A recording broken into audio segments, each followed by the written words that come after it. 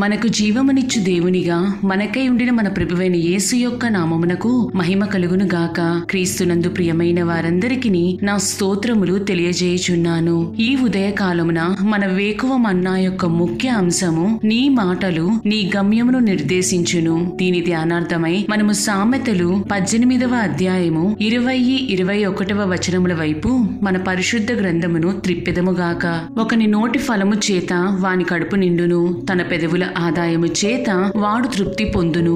జీవమరణములు నాలుక వశము, దాని యందు ప్రీతిపడువాడు దాని ఫలము తిందురు అని చదువుచున్నాము. క్రీస్తునందు ప్రియమైన వారలారా, మనము చదివిన మూలవాక్యమును చూచినట్లయితే మనము మాట్లాడే మాటలకు జీవమునిచ్చుటకైనను లేక ప్రాణము తీయుటకైనను అధికారము కలదని తెలియబడుచున్నది. కాబట్టి మనము ఏమి మాట్లాడవలెనని కార్యములను జాగ్రత్తగా చూచుకొనవలెను. ఆరోగ్యకరమైన అనగా మేలైన మాటలు అందరి చేత అంగీకరించబడతాయి. మరియు జీవమునిచ్చు మాటలు మనలను భద్రముగా కాపాడుట మాత్రమే కాక మనకు తెలియకయే ఒక విజయమును మనకు అనుగ్రహించును కూడా. అయితే మన నోటి మాటలు కుటిలమైనవిగా, ఇతరులను గాయపరిచేవిగా, విషపూరితముగా ఉండినట్లయితే అవి మన జీవితములోనే గొప్ప ఉపద్రవములను కలుగజేయునని మరువకము. ఒక్క మాటలో చెప్పవలెనంటే, నీవు సరైన రీతిలో నీ నాలుకను మజ్జిగ చేసుకొనినట్లయితే నీకును నీ తోటి వారికిని జీవమును కలుగజేయుదువు. అయితే నీ నాలుకను దాని పాటికి వదిలివేసిన ఎడల నీకు వినాశనమును కలుగజేయును. మనము మత్తయి సువార్త 12వ అధ్యాయము 36-37 వచనములను గమనించినట్లయితే, నేను మీతో చెప్పున్నదేమనగా, మనుష్యులు పలుకు వ్యర్థమైన ప్రతి మాటను గూర్చియు విమర్శ దినమున లెక్క చెప్పవలసి ఉండును. నీ మాటలను బట్టి నీతిమంతుడని తీర్పు పొందుదువు, నీ మాటలను బట్టియే అపరాధివని తీర్పు పొందుదువు అని చదువుచున్నాము. ఇది నిజమైన కార్యమై ఉన్నది. దేవుని బిడ్డలుగా ఉన్నప్పటికీ చాలా మంది క్రైస్తవులు ఎగతాళికనియు సరదాగా అనియు తమ నోటితో సినిమా డైలాగులు చెప్పుటయు ఇతర కార్యములు సైతం మాట్లాడుదురు. అడిగినచో అందులో తప్పేముంది, సరదాగా మాట్లాడుకొనుచున్నాము అంతే, దాని వలన ఎవరికి ఏ నష్టము కలుగుటలేదు కదా అని తమ్మును తాము నచ్చ చెప్పుకొందురు. కాని ఇక్కడ మన ప్రభువు అనుచున్నారు, నీ నోట నుండి వచ్చు ప్రతి చిన్న కార్యమును మనము విమర్శ దినమున ఆ ధవళ సింహాసనము ఎదుట లెక్క అప్పచెప్పవలసి వచ్చునని. దీనిని మనము ఎల్లవేళలా జ్ఞాపకముంచుకొనవలెను. కాబట్టి ఎల్లప్పుడూ మనము ఒప్పుగోలు చేసుకొనుచు మనలను మనము పరిశుద్ధపరచుకొనవలెను. ఒక్క మాటలో చెప్పవలెనని మనము పలుకు మాటలను బట్టియే దేవుడు మనకు తీర్పు తీర్చును. అది మంచి మాట అయినప్పటికీ, వ్యర్థమైన మాటలు అయినప్పటికీ. ప్రియమైన వారలారా, రెండవదిగా మనము సరదాగానో లేదా నీచమైన మాటలు మాత్రమే మాట్లాడినట్లయితే శిక్ష వచ్చునని నీవు అనుకొనినట్లయితే అది నీ తప్పైన ఆలోచన అయ్యున్నది. మన నోటి నుండి వచ్చు వ్యర్థమైన మాటలకు కూడా నీవును నేనును లెక్క అప్పచెప్పవలసి ఉండునని మరువకుము. ఆ వ్యర్థమైన మాటలు అనగా ఏమి? అర్థమగు రీతిలో చెప్పవలెనని మనకు తెలియకయే మన నోటిలో నుండి బయలువెళ్లి ఇతరుల మీద ప్రభావితము చేయునటువంటి మాటలు అన్నమాట.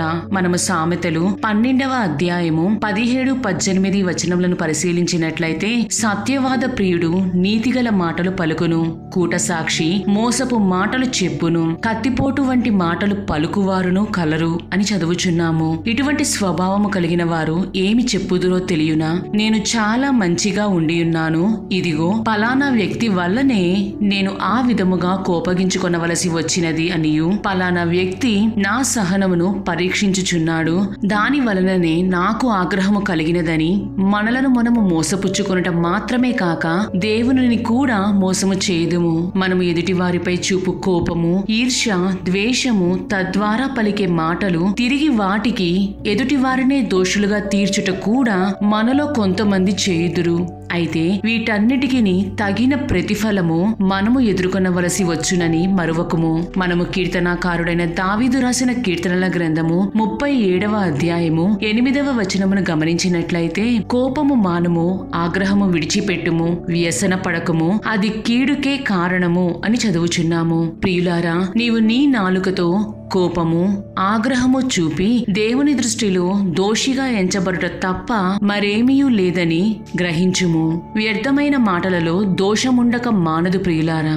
క్రొత్త నిబంధన కాలములోను యాకోబు రాసిన పత్రిక 3వ అధ్యాయము 6వ వచనమును గమనించినట్లయితే, నాలుక అగ్నియే, నాలుక మన అవయవములలో ఉంచబడిన పాప ప్రపంచమై సర్వ శరీరమునకు మాలిన్యము కలుగజేయుచు ప్రకృతి చక్రమునకు చిచ్చు పెట్టును, అది నరకము చేత చిచ్చు పెట్టును అని చదువుచున్నాము. గమనించి ఉన్నారా? మన నాలుక చిన్న అవయవమైనప్పటికీ మనకు సమస్తమైన కీడును కలుగజేయుట మాత్రమే కాక నరకమునకు మనలను పాత్రులుగా చేయును కూడా.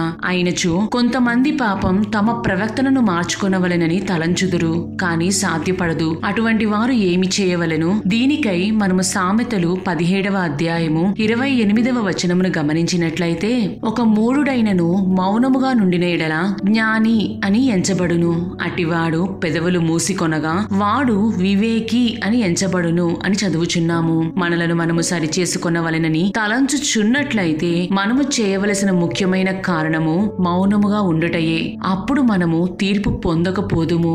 చివరిగా ప్రియమైన వారలారా, మనము కీర్తనల గ్రంథము 141వ అధ్యాయము 3వ వచనమును గమనించినట్లయితే, యెహోవా నా నోటికి కావలియుంచుము, నా పెదవుల ద్వారమునకు కాపు పెట్టుము అని చదువుచున్నాము. రాజైన దావీదు దేవునికి అత్యంత ప్రియుడైనప్పటికీ తన నోటికి కావలి ఉంచమనియు తన పెదవులకు ఒక కాపుదల దయచేయమనియు కోరుకొనుచున్నాడు. మనమును అదే రీతిగా అనుదినము ప్రార్థించుకొనుచు దేవుని కృపను పొందుకొనవలెనని జ్ఞాపకముంచుకొనుము. ఆ విధముగా జీవించుటకు ప్రభువే సహాయము చేయుదురుగాక. దేవుడు మిమ్ములను మరియు మీ కుటుంబములను దీవించి కాచి కాపాడుదురుగాక. ఆమేన్. కృపను గూర్చి నేను పాడెదను.